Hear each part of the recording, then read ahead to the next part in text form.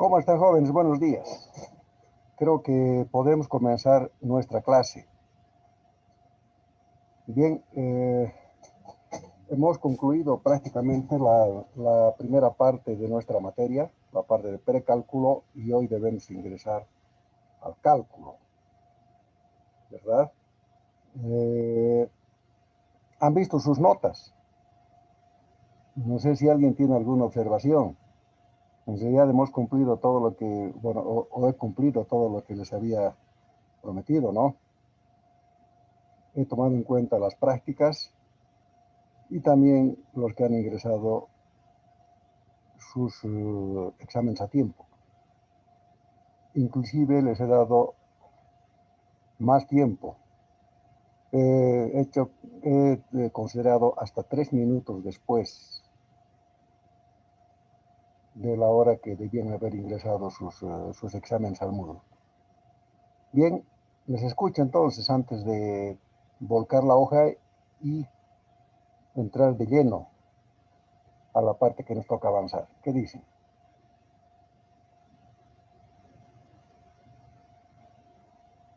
No hay comentarios. Entonces, chicos, pero para estar tranquilo, todos los que estén tranquilos pongan por favor el comprendido verde. Dicen solo agradecer que sería por comprendernos, sería el comentario que podría dar. Perfecto. Sin embargo, discrepo de un hecho. En realidad, no les he comprendido. Quiero que me entiendan eso, chicos. Yo tengo una función y esa función es lograr que ustedes aprendan. Es evidente que estamos pasando tiempos especiales, complicados. A mí me gustaría que estas clases que estamos haciendo sean presenciales. De esa manera yo podría comprometerme más con ustedes, pero más que para comprenderlos, para lograr el objetivo, que es el que ustedes asimilen la materia de la mejor manera posible. Entonces, lo que yo hago esencialmente es extremar recursos para que ustedes logren ese objetivo, asimilar la materia. Por ejemplo, afortunadamente muy pocos casos, ¿no? Muy pocos. Pero habían chicos que no han hecho nada en el examen. No han hecho nada.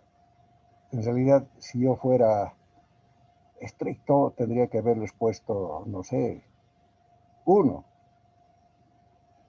Pero no lo he hecho. Les he subido la nota. ¿A cuánto? A 25. Les he puesto 9 puntos sobre 35, ¿no? 9 puntos ponderados. ¿Por qué? Porque si les ponía el 0 o el 1, ellos ya estaban reprobados. Ya no hubieran podido recuperar. Con esa nota sí pueden. ¿Les he hecho un favor? No. No, porque la aprobación todavía totalmente depende de ellos. Y es más, para recuperar una nota de baja, digamos, de 9 en este caso, tienen que dar muy buen segundo parcial. ¿Se dan cuenta? Entonces lo único que he hecho es darles esperanza. El que esa esperanza sea alargar la agonía o aprovecharla y aprobar la materia, depende completamente de ellos.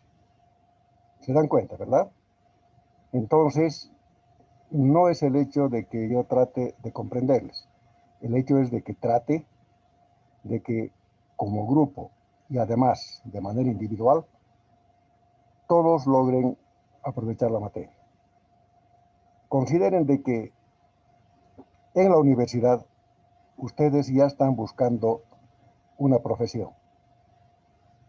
Eso quiere decir que van a vivir de esto el resto de sus días. Y estamos viviendo un ambiente altamente competitivo. No sé si ya les dije esto, pero bueno, si ya les dije, les repito. Estamos viviendo un ambiente altamente competitivo. La competitividad es necesaria. Lo mismo que la ética. Es decir, yo puedo ser competitivo respetando a todas las personas de mi entorno. ¿Por qué debo ser competitivo? Imagínense ustedes que hay un puesto de trabajo. Entonces, la persona que va a contratar llama a un concurso de méritos y se presentan para un puesto de trabajo 30 personas. ¿A quién van a contratar? Al mejor, a uno solo. Eso quiere decir de que ya no es suficiente ser bueno. Hay que ser el mejor. ¿Pero qué significa ser el mejor? ¿El que más sabe? No siempre, no siempre. ¿Por qué? Porque esa persona va a contratar al que mejor se ajuste a las necesidades del puesto que estén buscando. Entonces, posiblemente ese mejor no sea siempre el que más sabe. Va a cumplir algunos requisitos. ¿Entienden, verdad? Entonces, desde un punto de vista de calidad, el mejor es siempre el que se ajusta mejor a los requerimientos. Por supuesto que no puede ser el mejor si no conoce bien su profesión. Es indispensable. Y eso es lo que vamos a tratar de buscar con la materia, ese concepto que en ustedes debe ser profundo. De nada sirve un experto, un capísimo en un tema, si no tiene además dones de gente. ¿Verdad? Lo mismo, de nada sirve uno muy buena gente, con gran predisposición, dispuesta al trabajo y que no sabe. Tampoco sirve, ¿no ve? Entonces, vean las cosas desde ese punto de vista, chicos. Y eso es lo que vamos a tratar de hacer en la materia. Y es un concepto que tiene que quedarles. Bien, dicho esto y habiendo terminado con estas reflexiones, chicos, cálculo. Esta parte es fundamental en la materia, a tal punto que el objetivo de la materia, dentro de otros, ¿no? El fundamental dice aprender a derivar.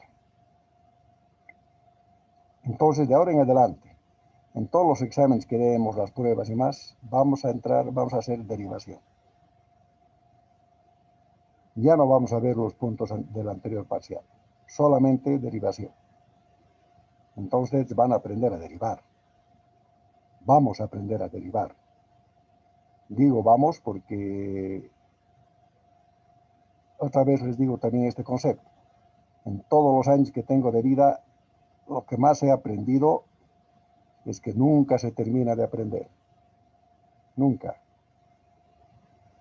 ¿No ve? Entonces, eso es, chicos.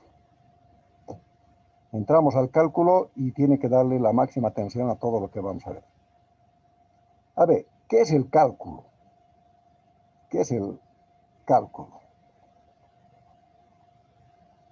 Les voy a repetir también algo que les dije cuando comenzamos nuestra materia. Y me acuerdo bien de que les hice una pregunta hasta de tipo filosófico, que tiene que ver con el delta, esta letrita griega, que significa incremento.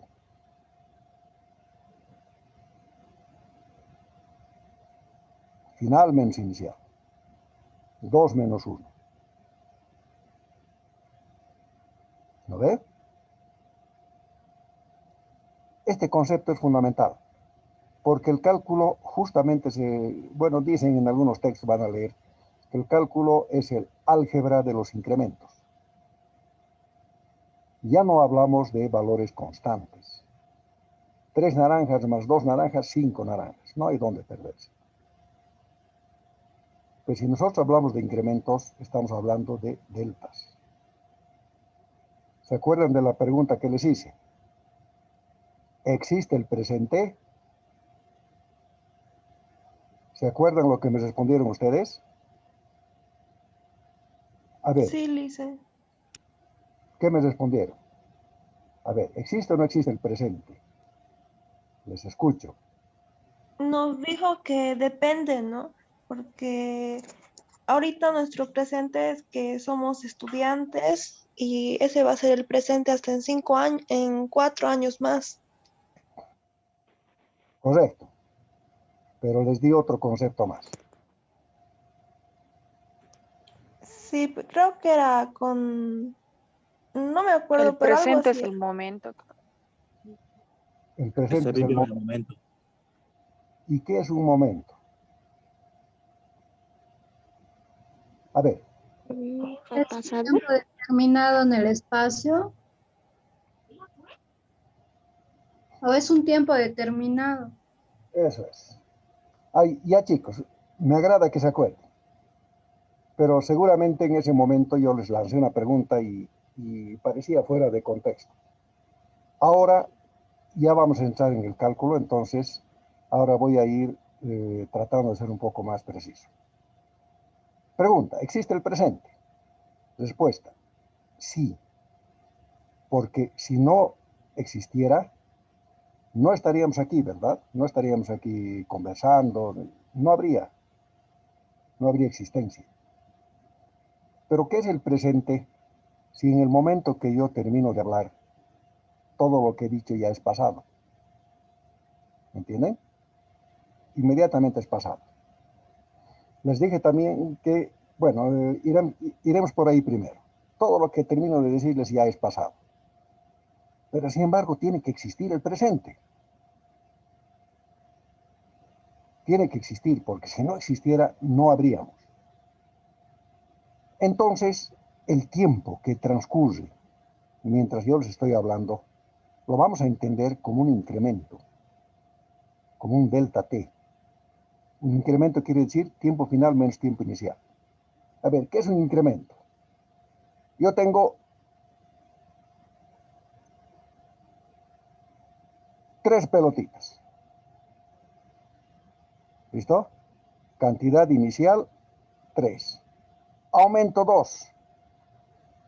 Cantidad final, 5. Delta, cantidad final menos cantidad inicial, 5 menos 3. Aquí delta de Q, ¿no? Delta de Q, 2. ¿Me entienden? Final menos inicial. Este es el incremento. Y eso es lo que ocurre con el tiempo. El tiempo final, en cuantito terminó, se volvió pasado. Pero no estoy hablando, y esto es bien real, de uno de los dos valores. Estoy hablando del incremento. Pero estoy hablando de un límite cuando este incremento tiende a cero. O sea, esta diferencia es tan pequeña como ustedes pueden imaginarse. Se acerca al cero, se acerca infinitamente al cero, pero no lo toca, no llega a ser cero, porque si lo tocara, desaparecería y no habría presente. ¿Me entienden? Entonces esto es totalmente real. Si yo tengo estos ejes y tengo una función que tiende a cero, es una curva, imagínense, que todo el tiempo se acerca, se acerca, se acerca a esta otra. Se acerca infinitamente. Parece que la tocara, pero no la toca. Este delta siempre existe. O sea, y ese es el presente, es un instante. Es un instante. O sea, el presente matemático, si quieren ustedes. Porque luego yo puedo definir mi presente, ¿verdad? Este delta también lo puedo agrandar. Puedo decir, mi presente es esta clase, que comenzó a las 11:05 y va a terminar dentro de 80 minutos. Terminará pues 11:05, 12:05, 12:25, 12:30 más o menos. ¿Se dan cuenta? Y yo digo, este es mi presente. Pero ya eso ya hablando, si quieren, del presente en forma más entendible. Pero el presente es un instante. ¿Y de qué tamaño es un instante? Difícil decirlo, ¿verdad? Es tan pequeño como yo puedo imaginarme. Pero no es cero. No puede ser cero.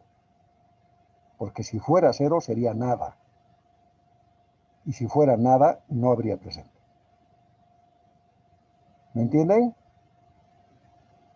Entonces, ese es el concepto. Cuando yo llevo este delta al límite, es decir, cuando se acerca a ser cero infinitamente, se convierte en una diferencial.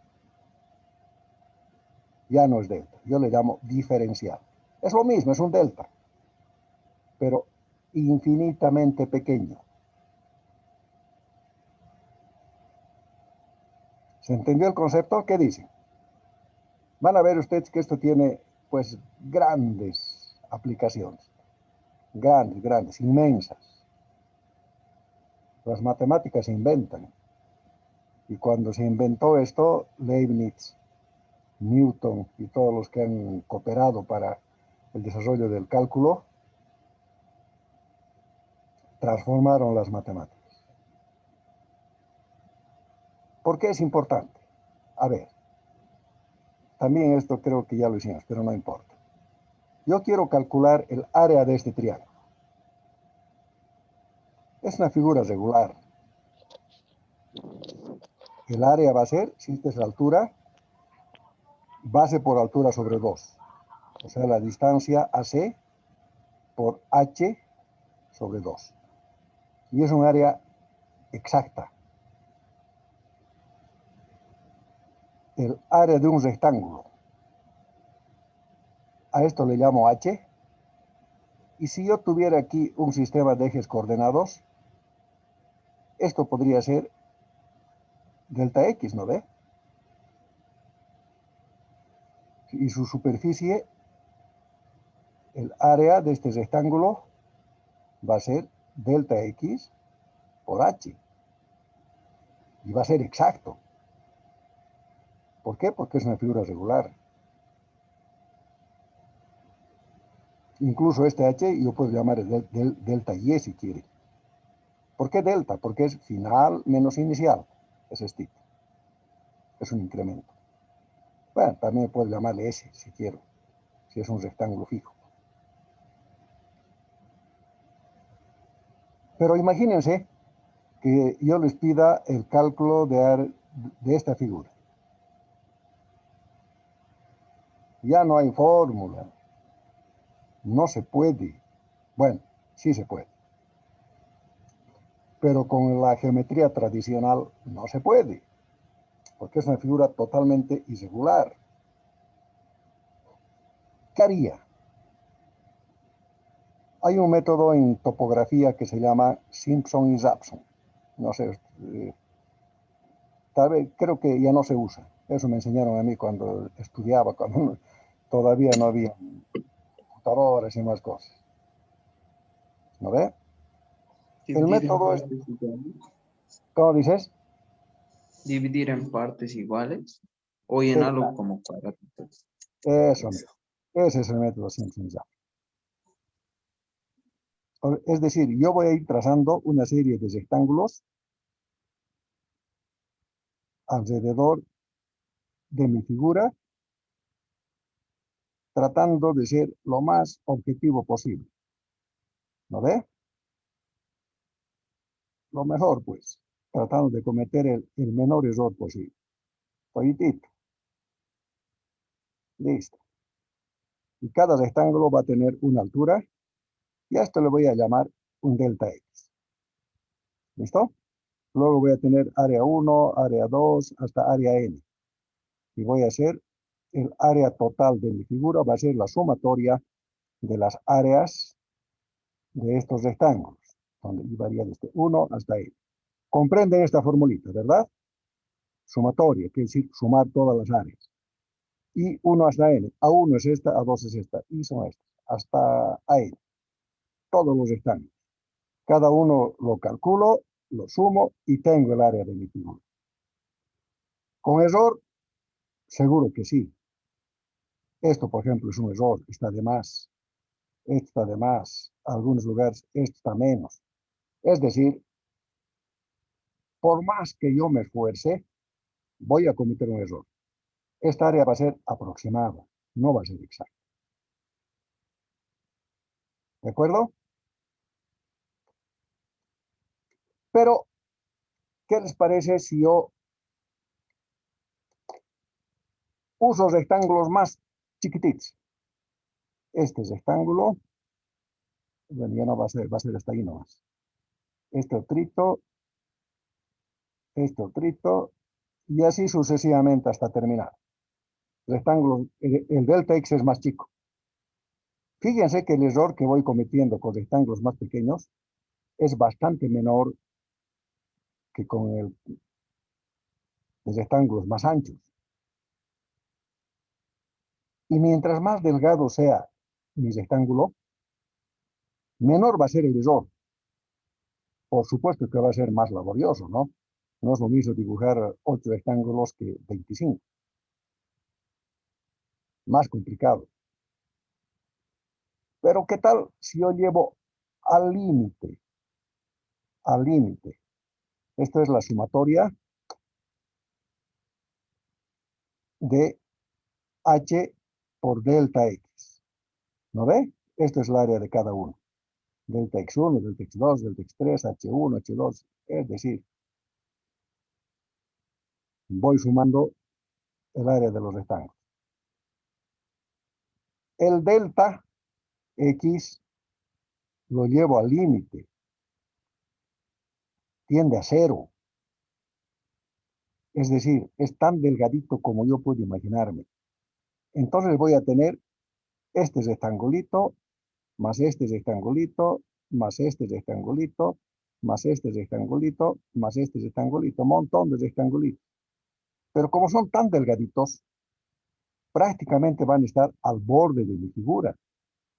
Y si yo los sumo todititos, voy a tener el área de la figura casi exacta. Subrayen ese casi, porque inclusive yendo al campo infinitesimal va a ser como una aproximación. Pero exacto vamos a llamar. ¿Verdad? ¿Me entienden? Entonces, por eso es cuando yo llevo el delta de x a cero, lo que tengo es una diferencial. Y esta sumatoria, porque tengo que sumar después todos estos rectángulos diferenciales, fíjense que son HI por diferencial, ¿no ve las áreas? En vez de esta sumatoria pongo una integral. La integral es la suma de las diferenciales. Y tengo el área de esta figura. ¿Cómo? Con procedimientos de cálculo. Es justamente lo que ahora vamos a aprender a hacer. ¿Entienden? Entonces, fíjense de que este hecho de llevar el delta x a casi cero nos da el origen del cálculo. Las derivadas o diferenciales, luego les voy a explicar la diferencia, y las integrales.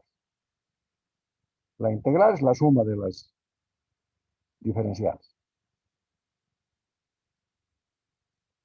¿Está bien?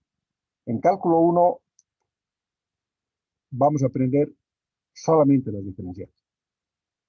Las integrales son un tema de cálculo 2.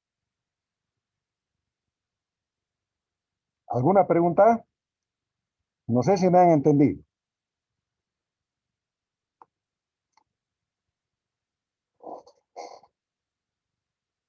Les escucho, jóvenes. ¿Qué preguntas tienen? Si me han entendido, póngame el comprendido verde, por favor.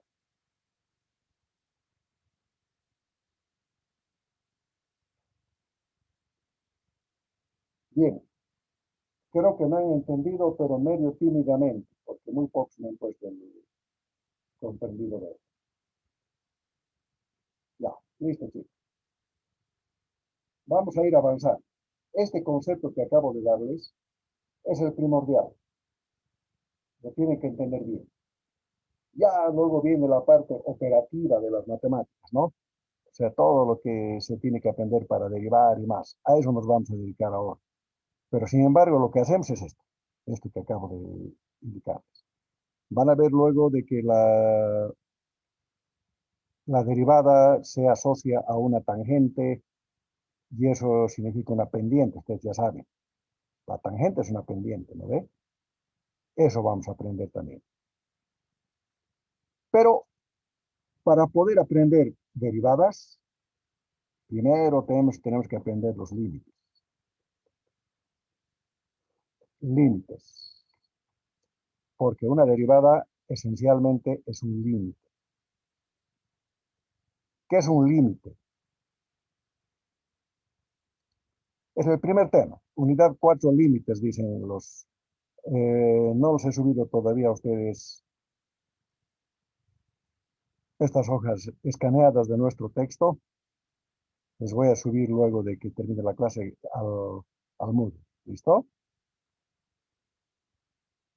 En unidad 4, entonces, límites.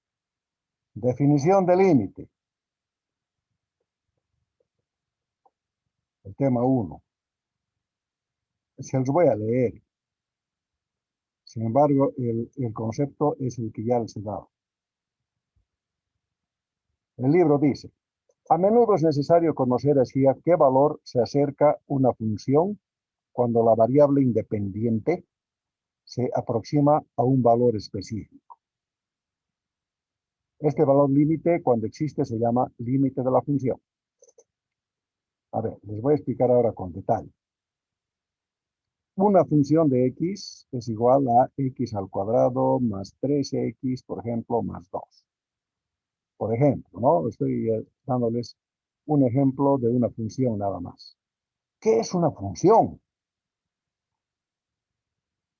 Yo puedo poner este fx como también puedo poner y. Es lo mismo, y es igual a f de x. Fíjense que la función, este fx o este y, está dependiendo de cómo venga esta ecuación. ¿Por qué? Porque esta ecuación me determina un tipo de gráfico, una respuesta. Por eso a este x yo le llamo variable independiente y al y variable dependiente. ¿Por qué? Porque y va a depender de los valores que puedan tener x. Por eso cuando hacemos la crucecita, ¿se acuerdan? Aquí ponemos x y aquí y. Porque voy dándole valores a x y ese valor de x me dan y. ¿Y eso en qué termina? En un gráfico.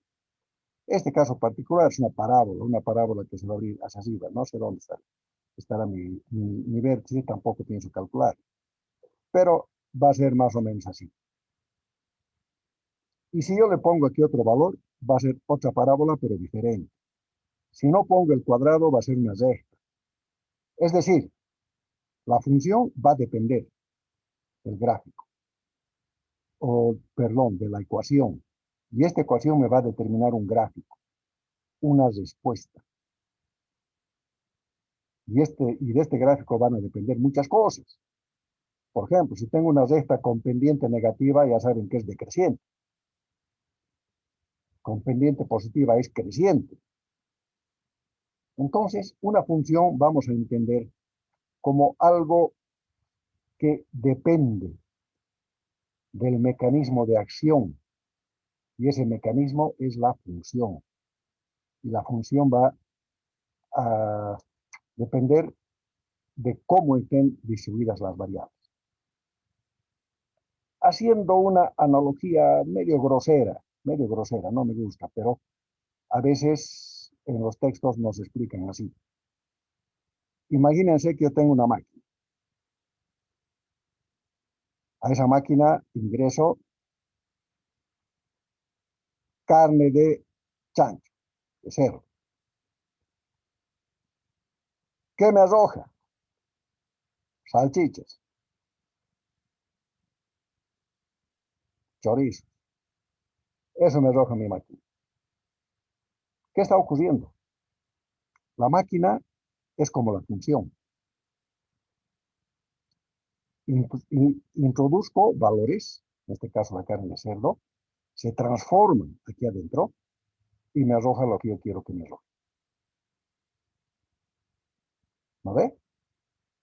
Aquí está la función. Parábola. Aquí está la función. Recta, con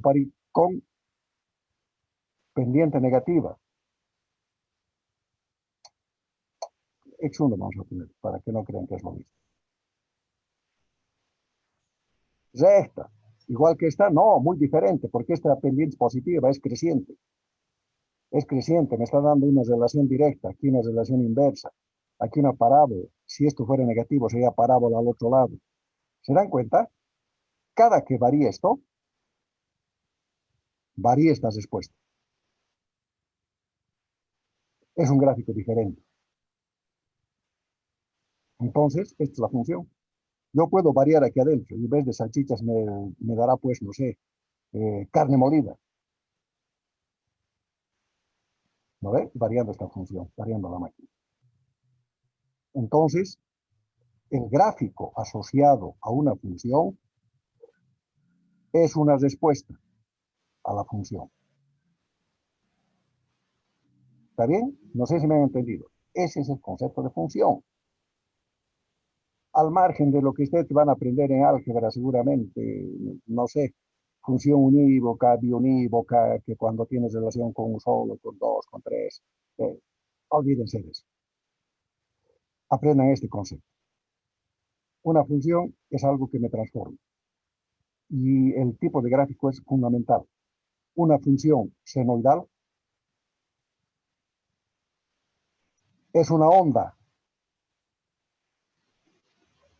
¿Por qué es una onda? Porque fíjense, esto va variando y el seno de 0 es 0, el seno de 180 vuelve a ser 0. ¿No ve? Y se van repitiendo los valores. Es una onda. ¿Y qué es una onda? La electricidad es una onda. Entonces tiene gran aplicación en algunos campos. Entonces, la función es fundamental. ¿Se entendió, chicos? Eso que es lo primero. ¿Y qué es el límite de la función? Límite de función de x, cuando x tiende a es igual a L. Que es L es un valor exacto. Límite de la función cuando x tiende a una función de x, ¿no? Listo. Pero tiende. Función de x. X al cubo.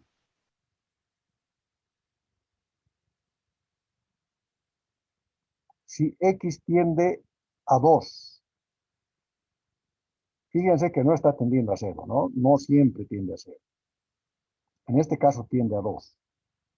¿Cuánto va a ser? 8. Porque 2 al cubo es 8. Pero no es 8. Tiende a 8. Porque tiende a 2. Y el concepto de límite es que yo me voy a acercar todo el tiempo a 2. Pero no voy a tocar el 2. ¿Me entienden esa parte? Por eso digo que x tiende a 2. Y el resultado, por supuesto, va a tender a 8. No va a llegar a ser 8. Va a tender a 8. Si yo me dejo de cosas y digo, caramba, tiende a 8, es 8, pues, no molestes. Bueno, pues, es 8. Pero es como el instante. Es como el presente. Tiende a 0, pero no llega a ser 0. Porque si llegara a ser 0, desaparecería. En este caso, tiende a 8, pero no llega a ser 8. Es infinitamente cercano a 8. Prácticamente 8. ¿Me entendieron, chicos? Ese es el concepto de límite. Tiende a, se acerca a, pero no lo toca. No lo toca.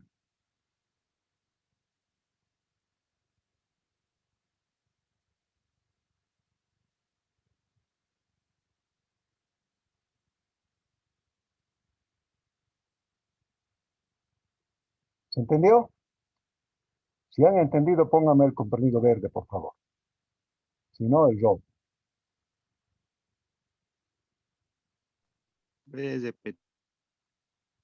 Ya. Vamos a repetir. Dice, Ya. Yo tengo una recta. Mejoraremos un sistema de ejes coordenados. X, Y. Y tengo una función. Aquí está 1, 2, 3. Estoy encontrando el límite cuando x tiende a 2. ¿Listo? Y en la práctica, ¿qué voy a hacer? Voy a reemplazar aquí 2 y voy a tener 8. Pero si estoy diciendo límite